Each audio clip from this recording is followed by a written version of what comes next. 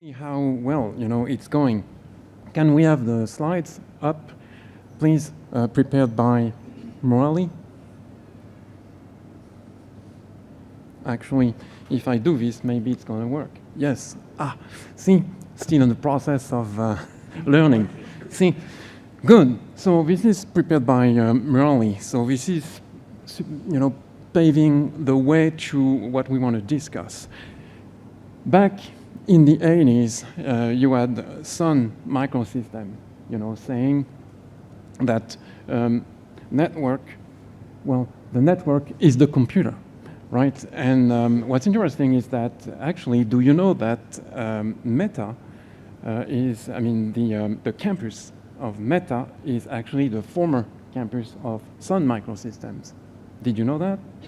So then what happened in 2010 is that you have Microsoft saying the cloud is the world's computer.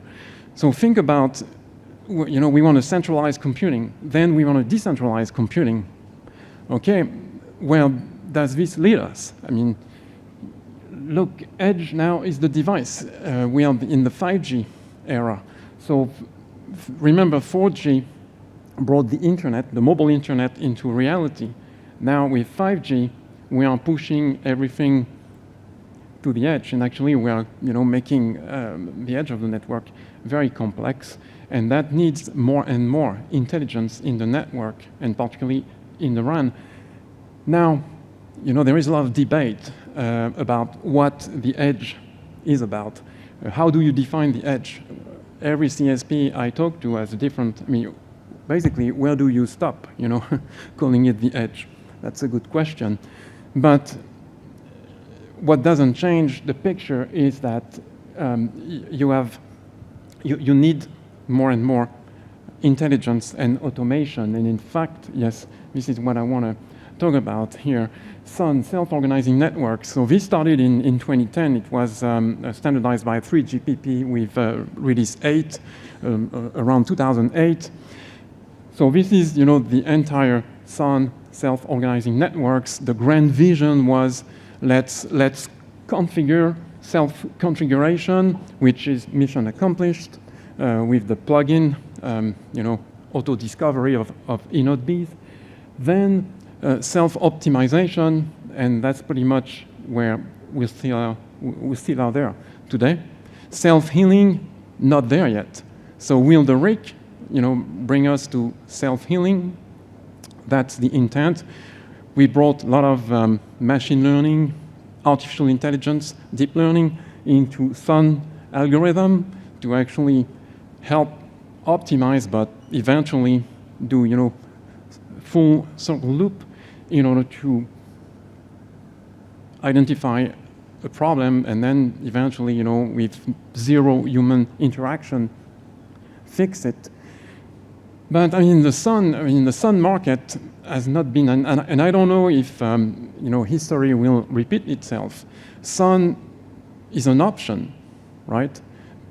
Until 4G.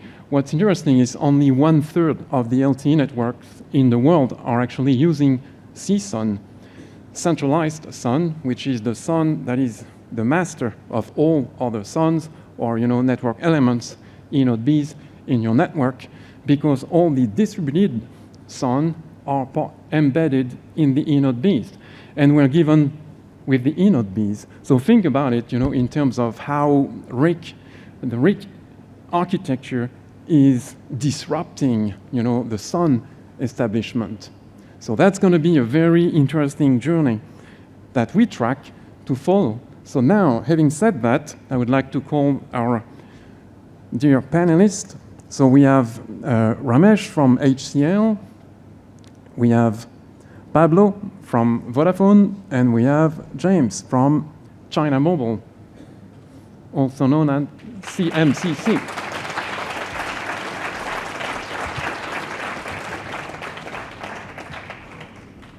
And it looks like I'm going to have to, oh no, actually I have the time here. Good, because I don't even know where I'm sitting. So, am I missing somebody here? Yeah, we have 4, actually. I'm okay. here, no problem. Because I didn't have that. Okay, good. See, I mean, chaos. Can you please introduce yourself very quickly? Yeah. Am I audible? This is Ramesh from HCL Technologies. I head the 5G O-RAN initiatives for my company. Okay. Michael Cesek, Program Director for Wireless in Keysight here in Europe. O-RAN is one of the key areas there. Yeah, hi everyone, Pablo Oliver, part of Vodafone Open RAN team, and hopefully we will give you some ideas about our position and what the RIC is actually doing, and yeah, please enjoy. Hi, my name is James Lee from China Mobile. So I actually was with O-RAN software community and the O-RAN Alliance for the past 2 years, mostly with the RIC-related work, XApp development, and I also serve as the integration and test project technical lead. Yeah. Thank you very much, gentlemen. So with this short introduction, I talked about SON and how RIC is potentially disrupting the SON architecture. With SON, we have been talking about use cases, which eventually led us to modules. Today, when a CSP wants to add something to take care of something in the network, they call it module, software module. In the RIC domain, we just heard in the previous panel, we are talking about apps. So when you think about apps, where is this concept come from? Well, actually, think about Apple and the App Store. So the first question I'd like to ask is an App Store for RAN configuration and optimization a reality? How do you see that? I mean, all of you, please chime in. Yeah, sure. I think one of the basic success factors is the standard SDK and the kind of data that you can expose. And like throughout the day, we have been hearing about how cloudification and softwarization of network is happening. And that means you have 2 decades of experience from other IT domains, right? About DevOps, about AI, ML, and about CI/CD, CT kind of deployment in the field and operationalizing those from other domains. And even within telecom, RAN is the last one to be kind of softwarized. But you have the SD-WAN and you have the Open Wi-Fi, which has already gone through that route. So you can tap into those experiences, and the developer army of people that are there with specific DevOps skill sets, with specific AI/ML data science skill sets, and with specific the CI/CD and test automation skill sets, all of them are available. So definitely, yeah, RAN automation is a great place for bringing on the developer ecosystem. And I think, but then there are some challenges I think which we'll talk about later. But definitely, yeah, it's a possibility. So you're ready to buy some apps then? We are developing more. From the RIC App Store. Next. Yes, well, I think we are obviously still early in this kind of business model or model in general. But it's a huge opportunity, because if you take the idea and really look into it, and we touched on it in the first panel already a bit, there's value adds the marketplace provider or the app store provider can add beyond bringing kind of app developers and consumers together. Right? We touched on the topic of security.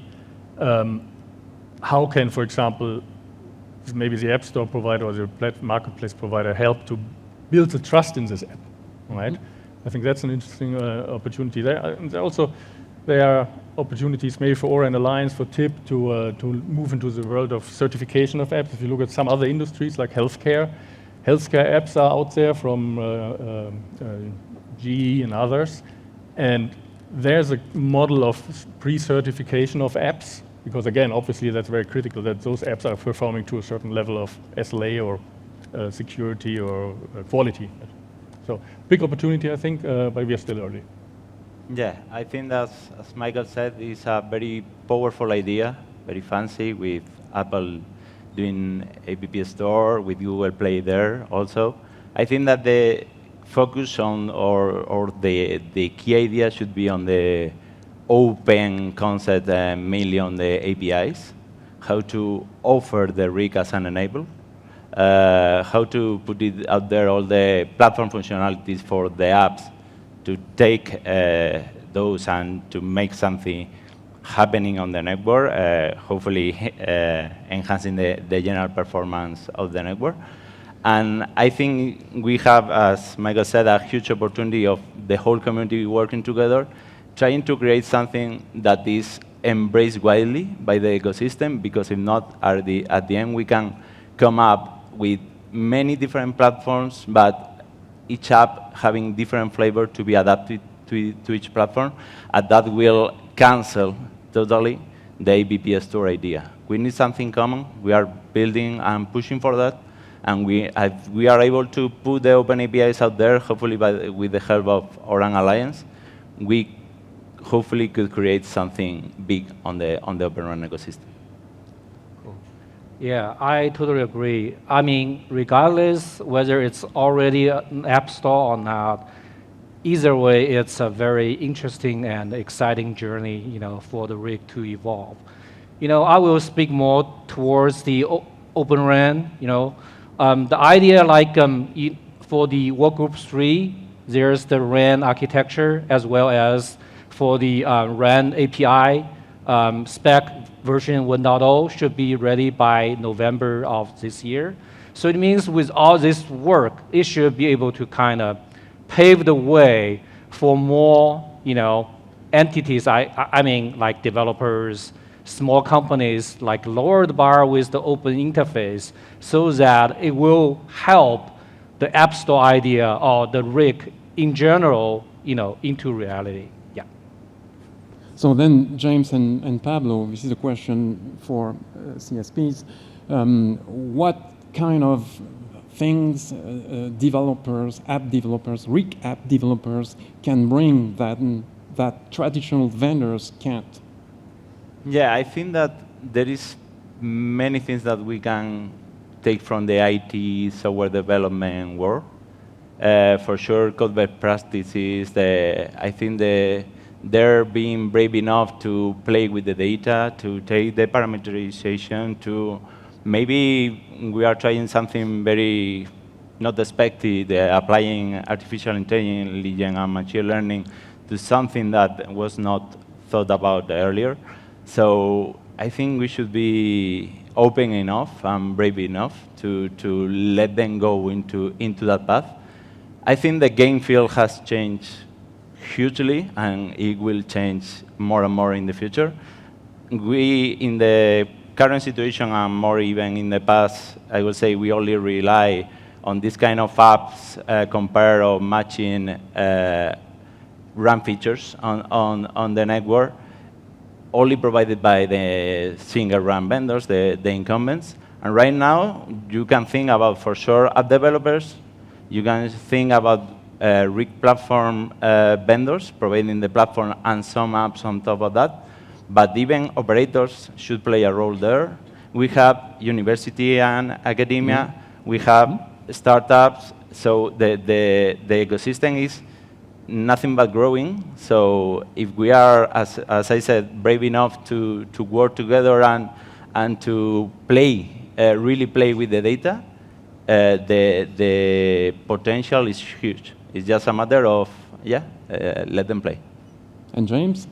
Yeah, I agree. So actually, a few years ago, there was a proposal call for participation or joint effort from both the operators as well as equipment vendors to provide, the data, right? Because in the first session, we already know that for the RIC, still it's very domain specific.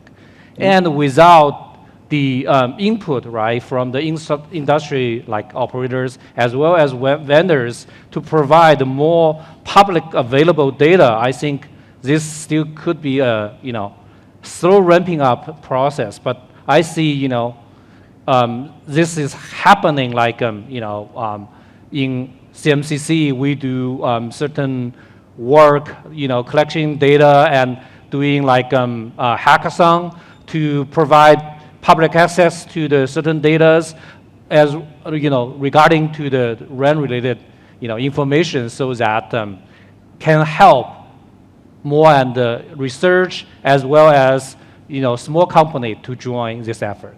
Yeah. Great. And so there are questions to Michael and Ramesh. So the cloud world has developed and brought, to all of us many tools that are very cool to use. Do you think that this can be replicated in RAN automation? Yeah, like I said in the beginning, we have DevOps and the AI/ML tools, and there's a lot of learnings from those other domains where they have taken it to real production level. So for example, in the times of COVID, the customer behavior changed a lot, but the models that were trained, they didn't have that clue, right? So they went RI and they kind of gave results which affected a lot of users, and people were trying to buy something that's essential, but they were denied because their buying behavior has changed, and those AI systems recommended a wrong, conclusion. So I think the data today, like James mentioned, we don't have a lot of public data available in the RAN domain for us to train. So we are already having that handicap. But the other point is there is a huge dynamic behavior that would come in, right? And every layer, the RU to DU to CU, is also having AI/ML components within that. So if you're upgrading yourself on those parts, they might introduce new behavior into the RAN, right? And that your AI/ML system has to adapt and cope with. So if you're even learning system, even if you're having an adaptive system, it's going to be really difficult to calibrate your model's accuracy and do the right decisioning. So I think there are all these challenges with multiple layers of intelligence kicking in, and it's also an unknown territory for all these algorithms. So I really think RIC, when we talk about RIC, SMO layer is actually getting data from external world. But whereas near real-time RIC is basically close to the RAN KPIs, and that would be more controllable as opposed to the SMO-based RAPs. So I think we really need to think about adopting the best practices from all those cloudification, softwareization, AI/ML from other domains onto RAN has to be calibrated a lot, right, with these challenges that we are talking about. And somewhere we need to have the entire ecosystem, like Heiko mentioned, there is a lot of, it's a biological system, if you will. It's not anymore rule-based or layer-based. It's going to have that network effect that is going to balloon up that the AI systems have to cope with. So I think there's a lot of complexity, and that's what makes this really challenging to work on, and we are hopefully, as an industry, we'll get there. And what about you, Michael? Yeah, maybe a quick comment on what could it take to replicate the success story we saw in the cloud-native world and having kind of big communities to develop new innovative applications. I think one thing is, and this was touched on before, scale, right? Getting more into the O-RAN ecosystem, more players. I mean, now we talk about 300 members in the O-RAN Alliance, for example. If you get more, if you look at the Cloud Native Compute Foundation, I mean, you're getting close to 1,000, right, and those kind of things. I think this will help.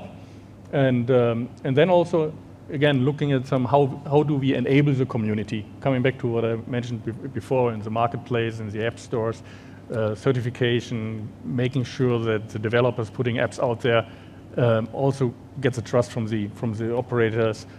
Training might be another big topic, like Chip is doing with training academies. I think those are success factors which kick in. But I think getting to a critical mass scale in the ecosystem is the key one. Good. And what about bringing AI, machine learning, into the picture? So you might argue, well, it's already there, helping, but what is the next step? Yeah, maybe I can take this one. So I think that, it has a lot of synergies and connectivity with the RAN automation you mentioned. So we need to be able to take the best of what the non-telecom world or ecosystem has done, what the IT world has done, and on the apps scope within the RIC, we are, I think, in a happy or lucky because the comparison or the application of what the AI/ML offers, all the DevOps concept there for the code development, the code execution, bringing and building real value on the apps is quite applicable and almost like for like. So it is our chance to take the best of what they have already done. They have already gone through the stones and goes past the river. So we are already have that knowledge to put it in place on the Open Run. Thank you, Pablo. Last word for James, because you see, as I see, we have the red light in the face, so we need to stop. Last word, James. Yeah, I'm sorry. Yeah, I think we already did a lot of good work. Like in CMCC has a few trial with Nokia lately on cloud VR related work, and 4X apps were like the part of them. So basically, you have all those related work. I think, yeah, it's a good start. Okay, so that sounds very good to me. Thank you very much, gentlemen. Big round of applause for our panelists.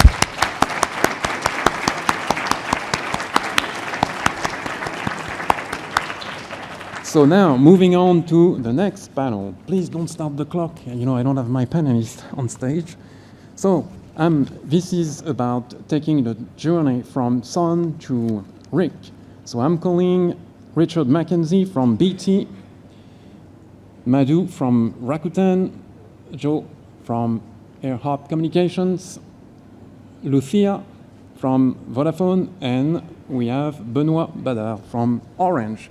Can you please, ladies and gentlemen, come to the stage? Yes, this is Joe. Welcome on board.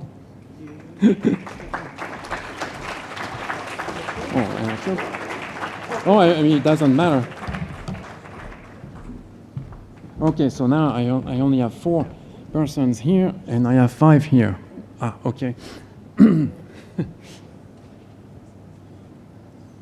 Okay, so I have 4. No, we are waiting for Richard. Okay, so I don't know if they have already put, the clock on, so let's get moving. Can you please introduce yourself? So let's start with Lucia, because ladies first. Okay. Lucia de Miguel. I am part of Open Run in Vodafone, a manager of digital software and system development, where SMO and RIC are included. This time I would like to save the time because I already introduced myself. Yeah, All right. that's right. I'm Joe Thome from AirHop Communications, responsible for product marketing. AirHop Communications is a network intelligence software company. We essentially provide automation and optimization for RAN networks. Okay. So hi everybody, I'm Benoit Badar, and in Orange I'm managing the department dedicated to the support to our affiliates on their challenge on RAN engineering, and especially the strategy on the management and automation of our radio access networks across our affiliates. And Richard? Last but not least, Richard Mackenzie from BT Applied Research, and I'm also a co-chair of the TIPRIA group. Well, yeah, well done. So we have a nice roster of service providers here, and we have a Sun player. Okay, so, looking back at where we were 10 years ago, which was basically Sun slowly ramping up, and looking at where we are today, how have things changed? From Sun, looking back at the way Sun, evolved, what are the changes you see today? We still have Sun, and actually the sun is shining because, we are tracking the market, and there is still a market, and it's not going down, and it's not going away anytime soon. But what has changed? Now we have the RIC, becoming eccentric and exoteric. Anyone? Yeah, I'll start. Jump in? I think if you look at Sun from its start, was basically a 3GPP definition of these are use cases which are important to the industry, but then no more guidance on how to implement. And so, so the access to the data that's essential to drive those applications was still controlled by the by the RAN vendors. I think what has changed is the industry, led by the operators, is saying, hey, access to the right information to drive the right use case applications that can provide value to our networks is important, and so let's open standard interfaces to drive that, and let's create architectures that can enable programmability of the RAN. Right. Anyone else? I mean, think about the lessons you have learned actually with Sun, and where we are today, to build, something better than Sun, which to some extent failed to deliver, the promise of self-healing, for example, because self-optimization is fine, but we are talking more and more about automation. So what did you learn from Sun to move, to really deliver on RAN automation? In fact, your question is about what was disappointing us and was where they excelled, for example? Okay. So from my side, from Orange point of view, in fact, as I'm a French guy, I will start first with what was disappointing, because it's a tradition in France. So the points that I can quote are notably the fact that 10 years ago, we had only a very few ecosystem of multi-RAN vendor-compatible solutions, which was very limiting for an actor as Orange, who wanted to build a strategy based on the capitalization on the centralized solution, centralized SON solutions, across the network of its affiliates. The other issue was the lack of openness, because there were too much vendor-specific solution. And the other point, which was limiting, is also the strong dependency to the OSSII, which didn't give enough access to the data that we have on the networks, and then limiting the development of our use cases. So that's two examples. I have other in mind, but after the point on which they excelled is definitely the operational deployment and usage of basic SON functions, for sure, because we can see the large amount of configurations done across the networks. Despite this possibility of choice, finally we could make the choice of a multi-RAN vendor solution in Orange and have this capitalization. And that's why now we are able to do more than 10 million of parameter change configuration in months across our affiliates. So it's good achievements, thanks to the actors. And concerning the, I would say, the openness, we can find a window with some actors where it was possible, thanks to Open API, notably, to have the possibility to develop by yourself some functions and to implement them for the need of our affiliates. So it was clearly the basis of the learnings that we could have, and we are the drivers on what we expect for the next step with the RIC. Yeah, this is a very good point. I mean, I remember back in the days, so, putting a CSON, drawing the data from the OSS, but, what about the northbound interface that was closed? Come on, guys, work with us. So now let's ask Richard and Lucia, actually, from, another service provider perspective. Where are we today compared with where we were 10 years ago? I think we learn, I think we have three topics in this part. First, we learn. So always we have some lesson learned for the number of years that we are implementing something. The second part, at the end, is that we are doing changes. We are open interfaces, we are cloudification, so it's a must to go to some automation part. And the third part, we are opening to a new players. So when you increase the number of, I think, vendors, academies, even the OpCos doing things, you are increasing the innovation. Okay. And what about you, Richard? Yeah, so certainly the best thing about the current architecture is with the RIC, you can get third-party XApps, so you can get all of the SON capabilities from multiple vendors together to create your own solution, whereas before, when we took the proprietary route, it was pick one SON vendor, and so you can't mix and match. And the other thing, as you pointed out earlier, Stephane, about 10 years ago, we were mainly focused on distributed SON, and there are a couple of reasons for that, and one of them is the fact that it was proprietary SON, so often the RAN vendor provides the SON. The other thing was SON is more and more heavily relied on the smaller the cell. So particularly when you look at femtocells, these are completely unplanned networks, absolutely dependent on SON, and so these have to be plug and play.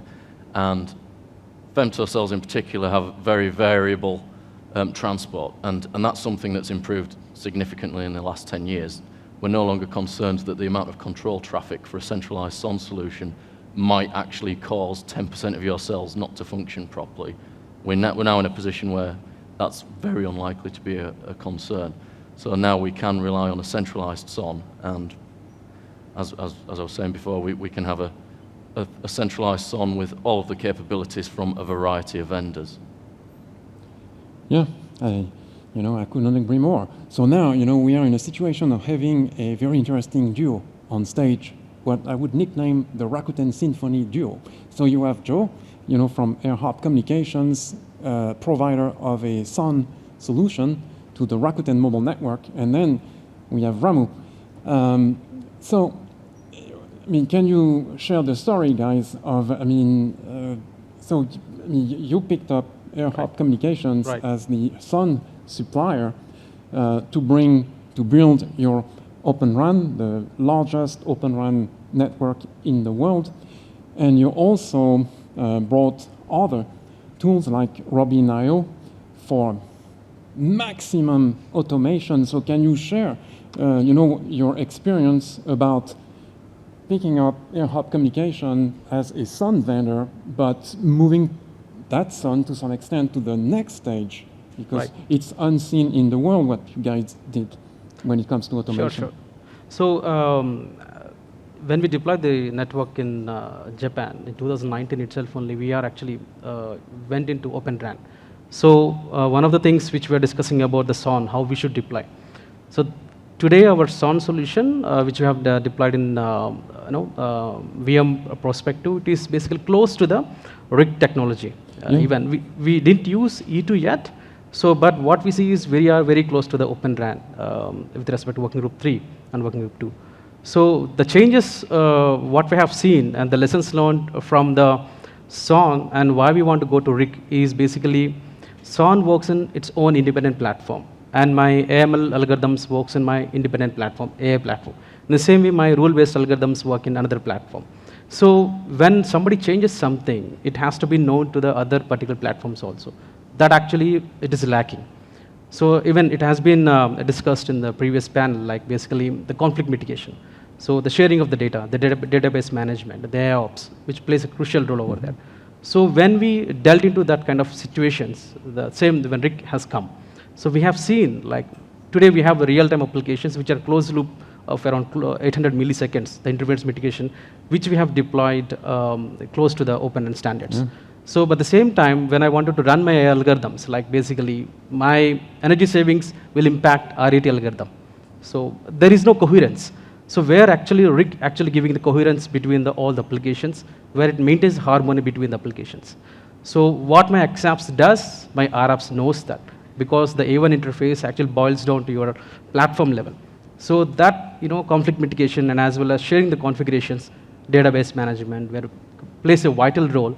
That's what we are moving from standalone kind of platforms to the RIC, which we have built across to our SIMWorld platform. That's the biggest change what we're bringing now. So my AI algorithms, my rule-based algorithms, as well as my SON algorithms, they work together, and that eventually drive towards the efficiency of the subscribers. We are talking about more than advanced 4G and 5G perspective. So this change need to be happen. Okay, and then what is the implication for AirHop Communications then?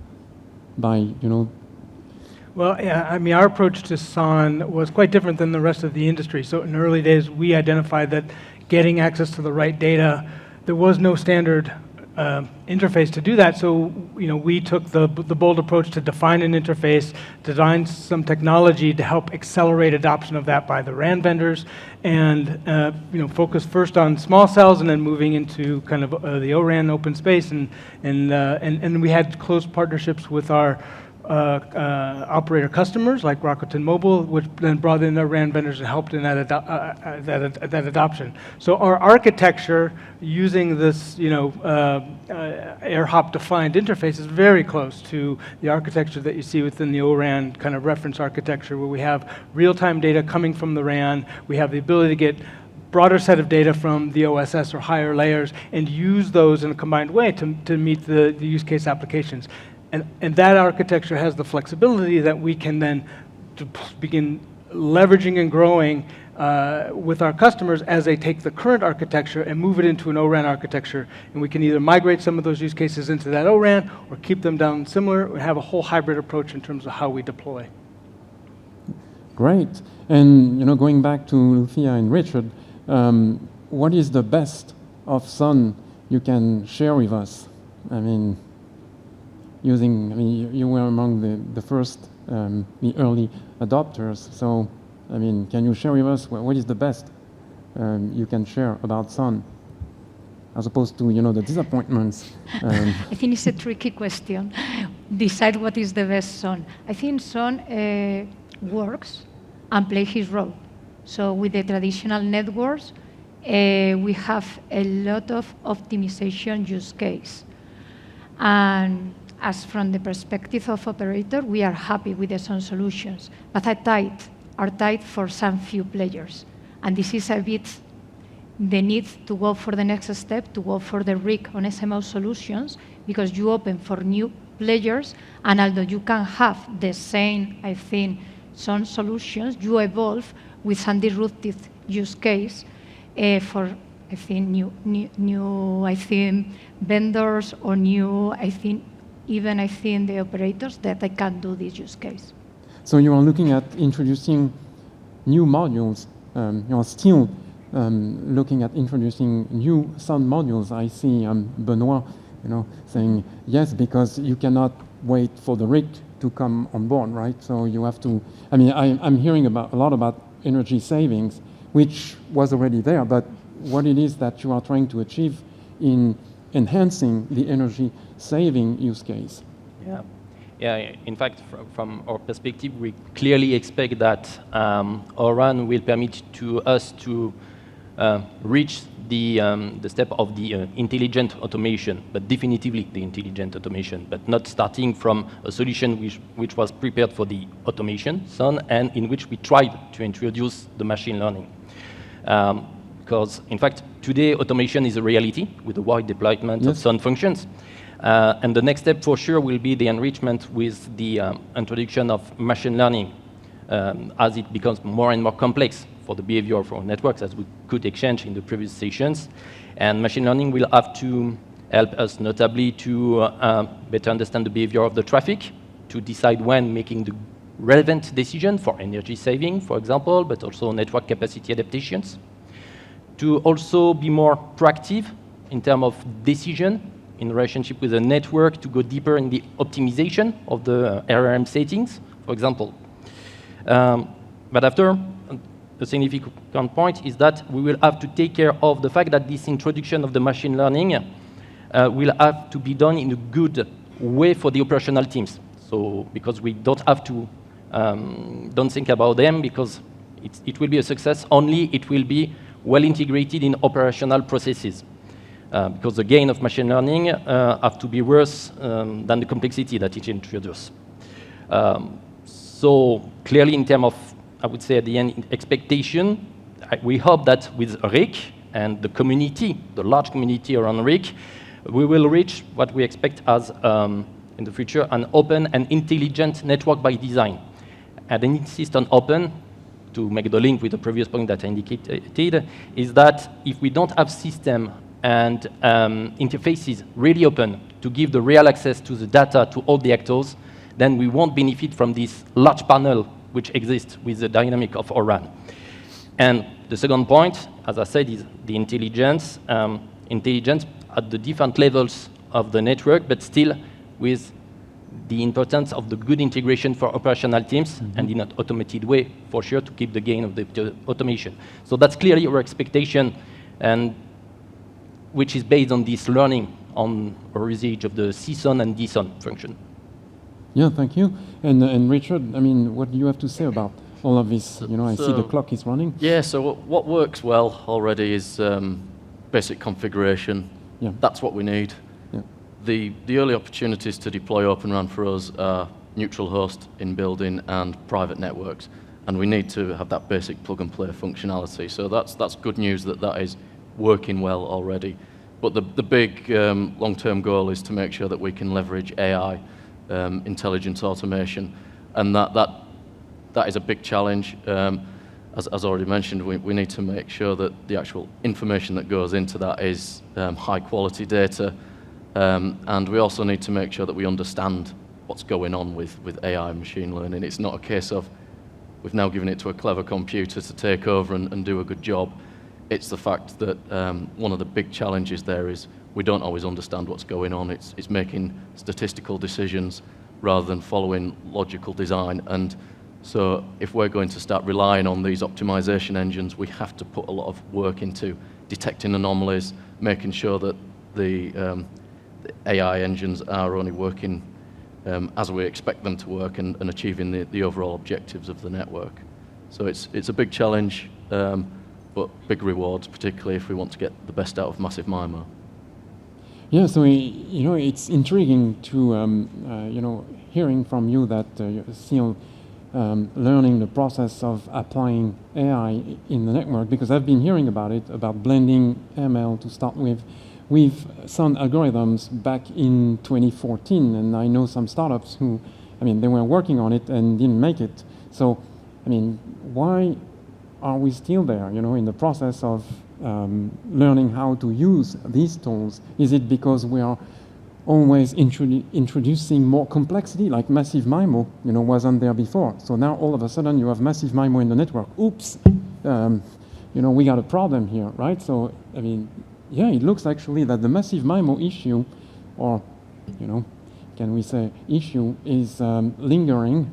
Is this what you are saying? Is this the biggest thing you are looking at the moment? Well, I think Massive MIMO, not particularly us, but the industry in general, I think that's the biggest challenge that we're trying to address. Certainly with 5G rollout, Massive MIMO's provided a capacity gain, but the spectral efficiency potential that it can offer is we're nowhere near achieving that. So there's a lot of room for improvement, and just following normal design rules, we're not quite understanding how to understand the channel models. We're not quite getting the optimization rules in place. So this is a perfect opportunity for AI, machine learning, to do something that we can't do with conventional design. Well, you know what? The good news is there is an app for that. Yeah, Cohere Technologies, for example. I mean, they have that spectrum multiplier, and they see things that you guys don't see in the network. I mean, yeah, have you heard about that? Yes, I'm sure you have, right? So, I mean, look at it. It's an interesting concept, and I think that can help, you know, a big deal. So with that, time is up. For what? Drinks. So thank you very much, ladies and gentlemen. Yep.